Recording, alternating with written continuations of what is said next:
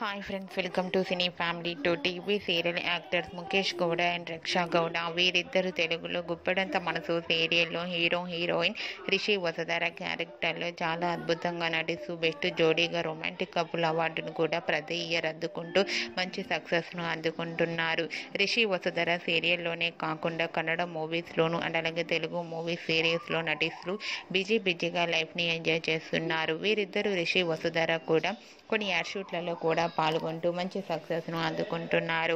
అయితే రీసెంట్గా Guppedantha Manasu serial heroine Rishi Vasudhara shooting location latest ఫొటోస్తో పాటుగా రియల్ లైఫ్ లేటెస్ట్ ఫొటోస్ను కూడా షేర్ చేశారు.